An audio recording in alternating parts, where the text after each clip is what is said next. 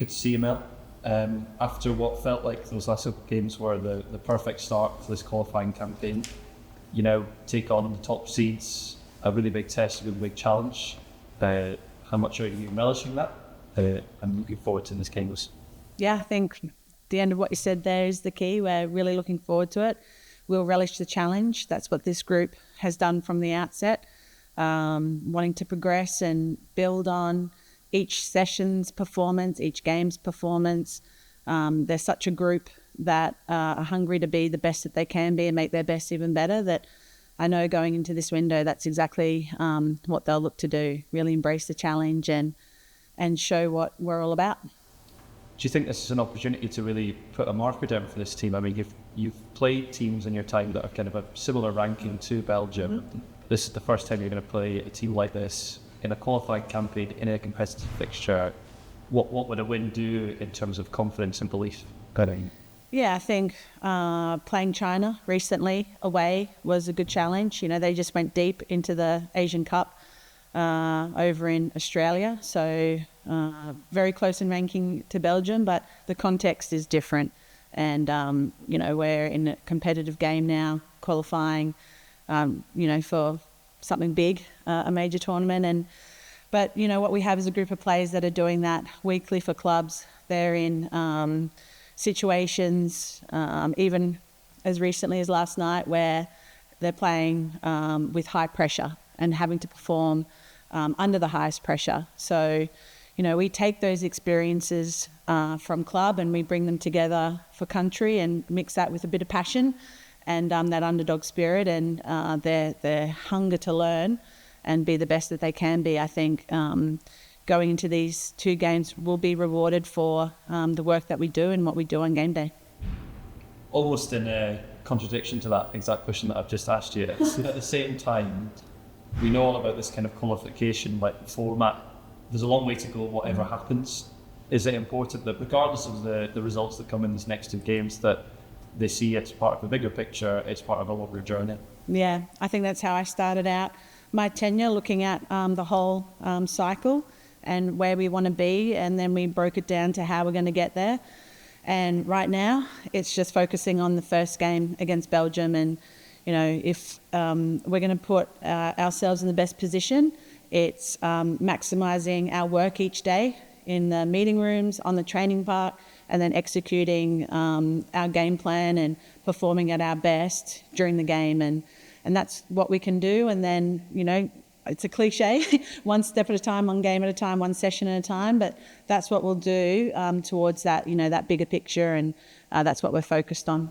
I just wanted to ask you about Katherine G. First of all, actually, I think she went off injured at the weekend, so do you know she's okay? And also, you know, she'd had that injury and then you brought her into the squad and she kind of repaid that faith almost immediately. Mm-hmm. I think after the game at Hampden, she said there's more to come from her.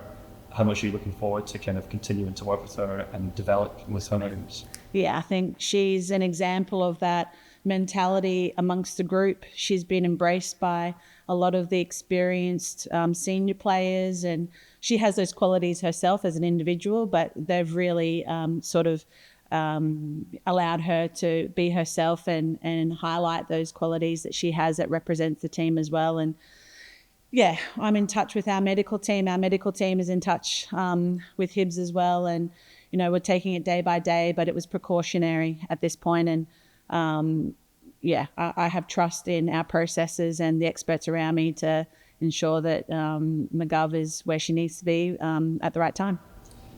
I just wanted to ask you about Caroline Weir again. We talk about her a lot, but ever since she was kind of officially given that captaincy, I was just wondering if you've maybe seen a difference in her at all? Just like, is she taking on that leadership role in a maybe slightly different way than she had previously? Obviously, I think a lot of people look to her as a kind of leader, maybe just because of her quality and her ability. But have you seen a difference maybe since she's had that officially?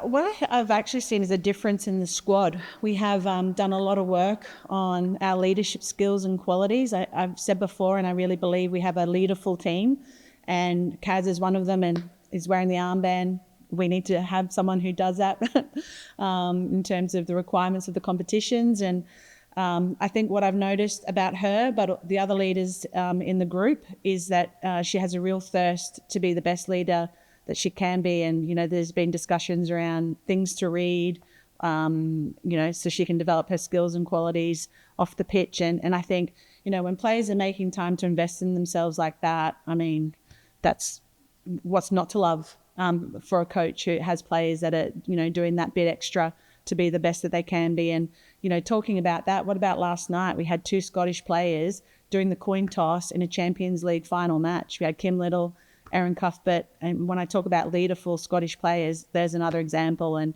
you know, for a coach to be in this position talking about players like this, I think I'm pretty lucky.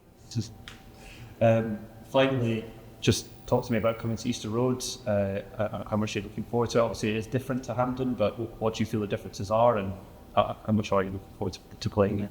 Well, one difference is it's my first time here as a coach, and I think it's going to be really close in. And, you know, we've had a long run in, and you know, I encourage everyone to get to the game and fill those stands, because you'll be so close to the action. And like we saw even, you know, in our first window at Barclays Hampden there, that the crowd really can create an atmosphere. It's not about the size or quantity even. What I've learned about Scottish folk, we have a passion and a voice about us. So I think just come in, be loud, be vocal, be passionate for your team, because this group just want to make you proud and give you something you know, exciting to watch and enjoyable, because there's a lot of other stuff that's not so positive and great in the world right now, but football can be that release and that you know, sense of hope and joy, that, and we want to give that to our Scottish folk.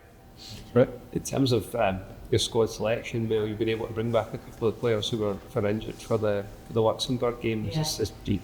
How happy are you to have them back? Does this feel like a stronger group that you're going to be able to work with in the build up to these games? Yeah, I think it's credit to the players that they were able to work with their medical teams and club and country medical teams working together to get the recovery process right and put themselves in the best position possible to be in contention for selection. And then with performance and, you know, where the squad's at, they've earned their spot back in the team. And what we have now is a really competitive squad, extended squad of players, 35 or 40, that's making it really tough for me to make decisions. And that's exactly what we need, and where this program has needed to get to, and it's only going to get more competitive. You know, we've got Claire Emsley, for example, in the States, who's given birth now, returning to training, and she's going to be fighting for a spot. So I'm super excited for them and for the squad as a whole, because this is the competition they've wanted and what we've needed. In terms of your assessment of Belgium, they're the top ranked, but they're only a few spots ahead of you in the world rankings. I guess some of the players will have experience of playing against them in the Nations League a couple of years ago. Yeah. Is that useful? Are they a particularly different team to that?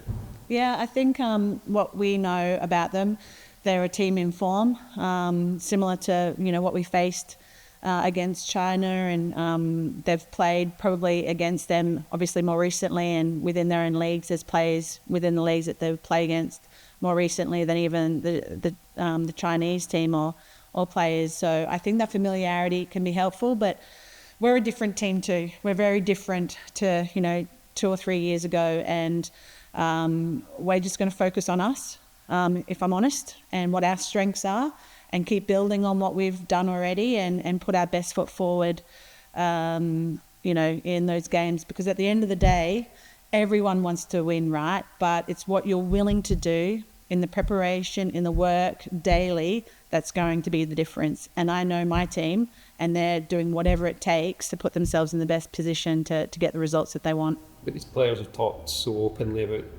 how desperate they are to get back to a major tournament, particularly those who have experienced it and wanted to make that such a regular thing. How do you harness that positively, not kind of allow there to be a pressure that comes with it, particularly after making such a good start to the campaign? We talk about it, normalise it, because it's part of everyday life, right? When you really want something, you can get desperate for it. And we balance that by focusing on our processes, what is actually in our control, and that's training, and, you know, sticking to our processes, sticking together, sticking to the game plan, focusing on our strengths first and foremost, and having fun. With this bunch, you've got to have a laugh, and I think, you know, that's something in common that we Scottish and Australians have, that we can work hard, but we know how to have a laugh as well.